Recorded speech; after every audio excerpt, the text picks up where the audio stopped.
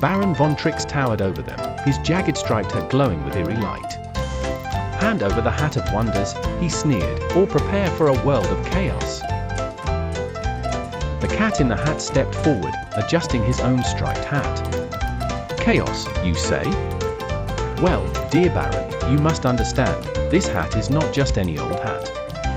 It chooses its master wisely." Sally and her brother huddled behind the cat, watching as Baron Von Trix raised his hands. "Enough talk," he bellowed. With a wave of his fingers, the ground beneath them twisted, spinning like a giant top. Buildings flipped, trees wobbled, and the sky turned a strange shade of pink. The cat remained unfazed. "If you want the hat," he said, lifting it off his head, "then come and take it." With a flick of his wrist, he tossed the hat high into the air. Baron Von Trix lunged for it, but just as his fingers brushed the fabric, the hat vanished into a swirl of sparkles. "What?" he roared. Sally and her brother gasped as the hat reappeared, now perched on Sally's head. "Whoa! What's happening?" she cried. The cat grinned.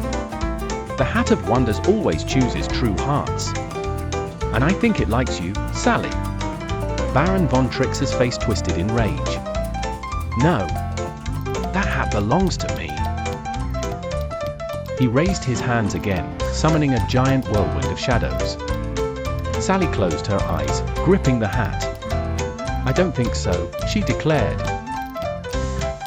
The hat shimmered, and suddenly, a bright burst of golden light shot from it, pushing the Baron's dark magic away. With a final, desperate yell, Baron Von Trix was lifted off his feet. He swirled into the sky. "You haven't seen the last of me," he shouted as he vanished into a tiny speck in the distance. The town slowly returned to normal. The floating houses settled down, the upside-down trees flipped right side up, and the sky turned its usual blue once again. Sally took off the hat and handed it back to the cat. "I think this belongs to you." The cat smiled. "You, my dear, have proven to be a true friend of magic. Perhaps one day, the hat will be yours."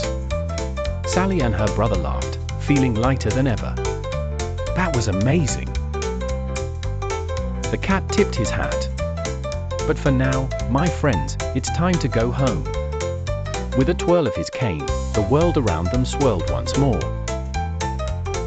A moment later, Sally and her brother found themselves back in their living room, just as their mother walked in. "Did you two behave while I was out?" she asked with a smile. They exchanged knowing looks. "Oh, we had quite the adventure," Sally said. The cat's laughter echoed in the wind as he disappeared, his striped hat the last thing to fade away. Don't forget to watch more magical adventures. Subscribe to our channel for more fun stories.